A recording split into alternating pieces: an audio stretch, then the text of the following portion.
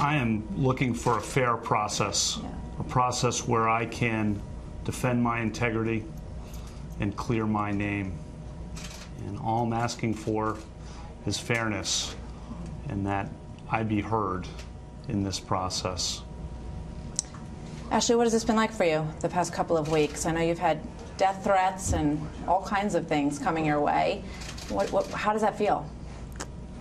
This process is incredibly difficult, harder than we imagined, and we imagined it might be hard. But at the end of the day, our faith is strong, and we know that we're on the right path. We're just going to stick to it. So. Let's get into some of these allegations, because you've responded to them in statements, but you haven't had a chance to respond to them in a fuller way. And Christine Ford is expected to testify on Thursday that you, at a party in high school, pinned her to a bed, held your hand over her mouth. She said she was afraid that she could inadvertently be killed at that moment. She says that you tried to take off her clothes, and she believes that you would have raped her if Mark Judge hadn't climbed on top and everyone tumbled to the floor, and then she had an opportunity to get away. Now, she doesn't remember the date and she doesn't remember the place, but what she does remember that I just detailed is very specific. And other assault victims say that they've had similar memories where they remembered exactly what happened, but they didn't necessarily remember the events surrounding it. You have categorically denied that this happened. Did anything happen? No, I've never sexually assaulted anyone. Not in high school, not ever. I've always treated women with dignity and respect. Listen to the people who've known me best through my whole life, the women who've known me since high school, the 65 who overnight signed a letter from high school saying I always treated them with dignity and respect. But with regard to Christine Ford, do you know her? I may have met her. We did not travel in the same social circles. She was not a friend, not someone I knew. You don't remember ever being at parties with her, ever? I do not. And this is an allegation about a party in the summer of 1982 at a house near Connecticut Avenue and East West Highway with 5 people present. I was never at any such party. The other people who are alleged to be present have said they do not remember any such party. A woman who was present, another woman who was present, who is Dr. Ford's lifelong friend, has said she doesn't know me and never remembers being at a party with me at any time in her life. All I'm asking for is a fair process where I can be heard. And to this date, no one has corroborated the story that she has told, as you accurately point out. But so there's no chance that there was something between the two of you, that maybe she misunderstood the exchange that you had? Nothing ever physical? You never met her, never kissed her, never touched her, nothing that you remember? Correct. I have never had any sexual or physical activity with Dr. Ford. I've never sexually assaulted anyone in high school or otherwise. So where do you think this is coming from? Why would she make this up? What I know is the truth, and the truth is I've never sexually assaulted anyone in high school or otherwise. I am not questioning and have not questioned that perhaps Dr. Ford at some point in her life was sexually assaulted by someone in some place. But what I know is I've never sexually assaulted anyone in high school or at any time. So when she says there's no doubt in her mind that it was you, because she was asked that, is it possible that you maybe confused him, maybe it's mistaken identity, maybe it was someone else? She said absolutely not. I've never sexually assaulted anyone. I was not at the party described. I was not anywhere at any place resembling that in the summer of 1982. The other people alleged to be there don't say anything like that. And the woman who's alleged to be there, who's her friend, says that she doesn't know me and doesn't recall ever being at a party with me in her life. So let me ask Ashley, when this came out, what did you say to your husband? Did you question him and have moments where you wondered if he was telling you the truth? No. I mean, I know Brad. I've known him for 17 years, and this is not at all character. It's really hard to believe. He's decent. He's kind. He's good. I know his heart. this is not consistent with Brett. So now, over the weekend, you've got new allegations. And obviously, these other allegations, they say that they are standing up basically in support of Christine Ford, that they wouldn't have come forward otherwise, but they don't want her to be made out to look like a liar. And Deborah Ramirez was a freshman at Yale. She says she was at a dorm party, and this happened, quote, Brett was laughing. I can still see his face and his hips coming forward like when you pull up your pants. I'm confident about the pants coming up, and I'm confident about Brett being there. She was initially uncertain it was you, they write in this piece, but after 6 days, she's confident enough, she says. Should the American people view her as credible? I never did any such thing. Never did any such thing. The other people alleged to be there don't recall any such thing. If such a thing had happened, it would have been the talk of campus. The women I knew in college and the men I knew in college says it's inconceivable that I could have done such a thing. And the New York Times has reported that just last week, the person making the accusation was calling other classmates saying she was not sure that I had done this. Again, just asking for a fair process where I can be heard and I can defend my integrity. Yeah, as you say, other Yale classmates were asked by her if they recalled the incident and told some of them that she couldn't be certain that Mr. Kavanaugh was the one who exposed himself. So she appears to be expressing some uncertainty. Given the doubts, are you surprised that the New Yorker published this account? I'm not going to comment on the New Yorker's journalistic practices. The New York Times said they could not corroborate this story and said that the person making the accusation had been calling around last week to other classmates, indicating her uncertainty about whether I had ever done such a thing. Again, I'm just asking for a fair process where I can be heard and defend my integrity and defend my family's integrity. There was one roommate, I think his last name was Roche, who said, you know, that he could see this kind of thing happening, that you drank a lot in high school, drank a lot in college, and although he hadn't seen or heard this incident himself, that it added up to him, that it made sense that you treated women that way. I've always treated women with dignity and respect. He does not corroborate the incident at all. The incident did not happen. You remember him. He was your roommate. I do remember him. So why do you think he would say that? What I know, I'm not going to speculate about motives. I know I never did that. If I had done that, it would have been the talk of campus. And we have the report saying that even as late as the last few weeks, she was calling around and not certain. What I know is I've always treated women with dignity and respect. Listen to the women who've known me my whole life. A letter from friends I knew in high school, produced overnight, 65 women who knew me in high school.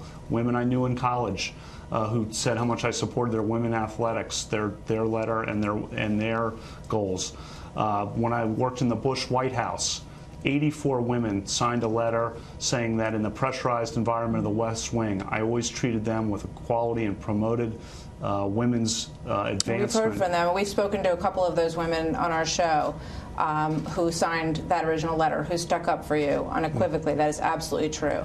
Now you've got more allegations. So you've got this sort of attempt to kind of swarm a number of people who are putting at least enough doubt out there so that this process will be stymied, so that it will take longer, and so that they will get the investigation that they're looking for. Michael Avenatti says that he has significant evidence, and another accuser who claims that you and Mark Judge at multiple house parties in the Washington, D.C. area during the 1980s would participate in the targeting of women with alcohol and drugs to allow a train of men to subsequently gang rape them. There are multiple witnesses that will corroborate these facts, and each of them must be called to testify publicly. Did you ever participate in, or were you ever aware of any gang rape that happened at a party that you attended? That's totally false and outrageous. Never done any such thing, known about any such thing. When I was in high school, and I went to an all-boys Catholic high school, a Jesuit high school, where I was focused on academics and athletics, going to church every Sunday at Little Flower, working on my service projects, and friendship with my fellow classmates and friendship with girls from the local all-girls Catholic schools. And yes, there were parties, and the drinking age was 18, and yes, the seniors were legal and had beer there. And yes, people might have had too many beers on occasion, and people generally in high school, I think all of us have probably done things we look back on in high school and regret or cringe a bit. But that's not what we're talking about. We're talking about an allegation of sexual assault. I've never sexually assaulted anyone. I did not have sexual intercourse or anything close to sexual intercourse in high school or for many years thereafter. And the girls from the schools I went to and I were friends. So you're saying that through all these years that are in question, you were a virgin? That's correct.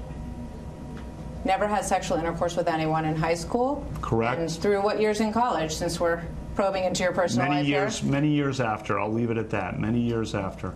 And the people I went to high school with, the girls and the boys, now men and women that I went to high school with, I was good friends with them, and we remain good friends. That's how 65 people on a moment's notice, 65 women, it's 220 people total, men and women, who knew me in high school. And I would say, fair process, let me be heard, fair process, hear from both sides, and listen to me and the facts I've described, and listen to the people who've known me throughout my life, the men and women, the women who've known me throughout my life, who've known me best. And in my job as a judge for 12 years, I've been promoting women's equality.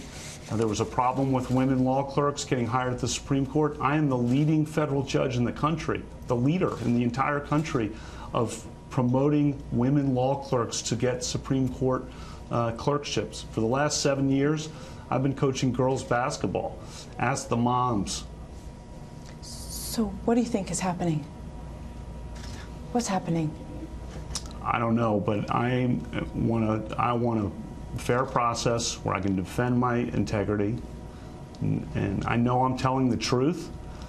I know my lifelong record, and I'm not going to let false accusations drive me out of this process.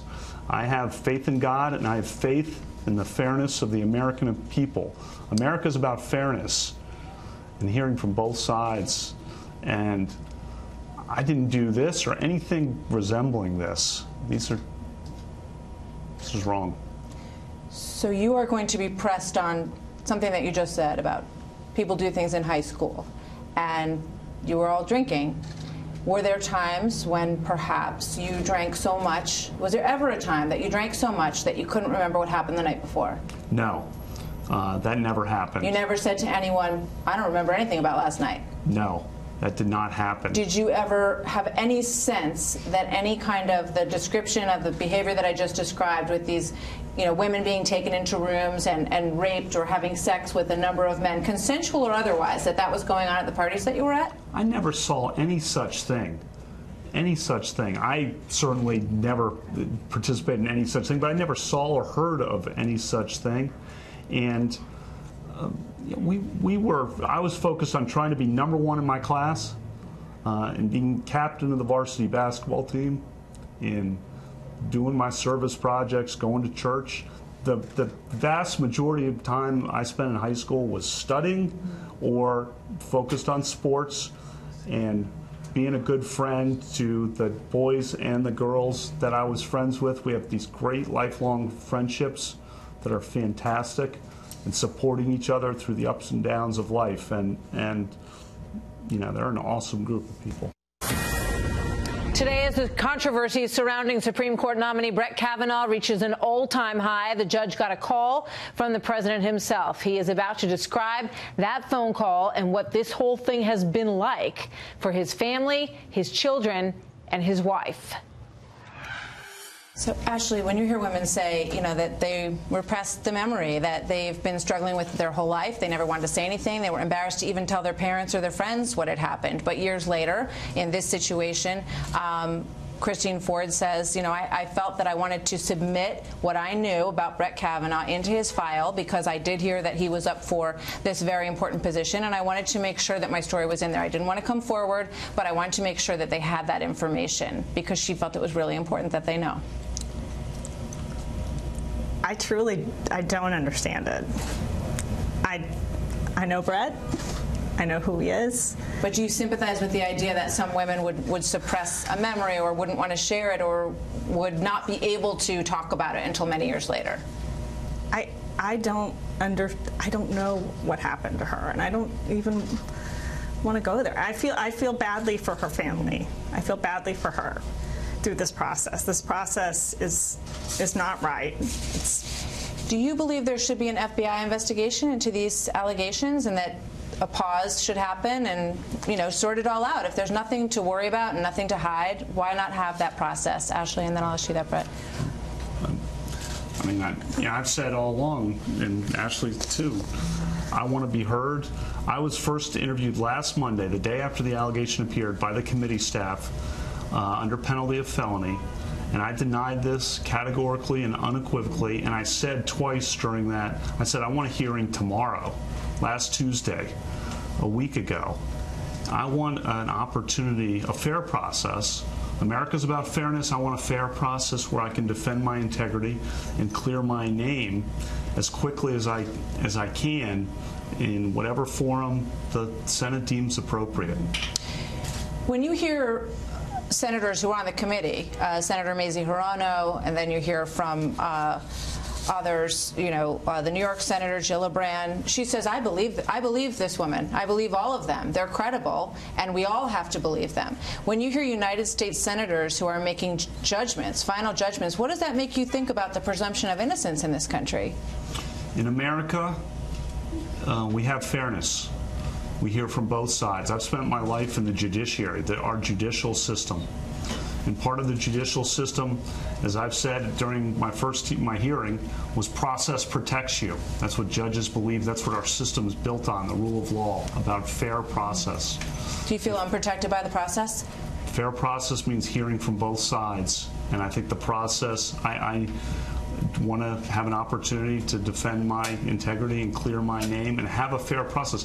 A fair process, at a minimum, at a bare minimum, requires hearing from both sides before rushing to judgment. Let me ask you this. Separately from these allegations, is it fair to judge someone on something they did before they were 18 years old? When they were 17 years old, should anything they did then follow them later in life, or should it enter into any decisions made about them later in life? What I'm here to do is tell you the truth. And this allegation from 36 years ago. But separately from what you're being accused of, just as a judge, is it, if you were looking at this case as apart from what you're going through, and someone said, this person did that at 17 years old, is it fair to judge them on something like that when they're in their 50s, 60s, 6 years old? I think everyone's judged on their whole life. I'm a good person. I've led a good life. I've tried to do a lot of good for a lot of people. I am not perfect. I know that. None of us is perfect. I'm not perfect. But I've never done anything like this. So in terms of the process now and what happens now, when you look at how all of this, where all this generated from, do you have thoughts? Is this about Roe v. Wade? Is this about people who initially, right off the bat, said they wanted to see you never take a spot on the Supreme Court? Where's this all coming from? I just want a fair process where I can be heard. You don't have any thoughts on where this is coming from?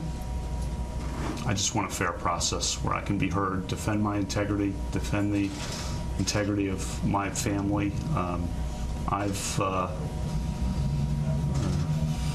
telling the truth. You don't want to talk about where you think this is coming from? I just want an opportunity, a fair process where I can defend my integrity. Ashley, how's this been for the girls, for your family? What have you guys, give us whatever window you feel comfortable saying about what this has been like for you as a family. It's very difficult. It's very difficult to have these conversations with your children, which we've had to have, some broader terms for our youngest, but they know Brett and they know the truth. And we told them at the very beginning of this process, this will be not fun sometimes. You're going to hear things that people feel strongly, and you need to know that. And just remember, you know your dad. Did you guys ever look at each other and say, I'm out, this is enough, just isn't worth it? I'm not going to let false accusations drive us out of this process, and we're looking for a fair process where I can be heard and defend my integrity, my lifelong record of promoting dignity and equality for women, starting with the women who knew me when I was 14 years old. I'm not going anywhere. Do you believe that President Trump is going to stand by you throughout? I know he's going to stand by me. He called me this afternoon and said he's standing by me. All right. Thank you both very much. Good to speak with you today. Thanks for taking the time. Thank you.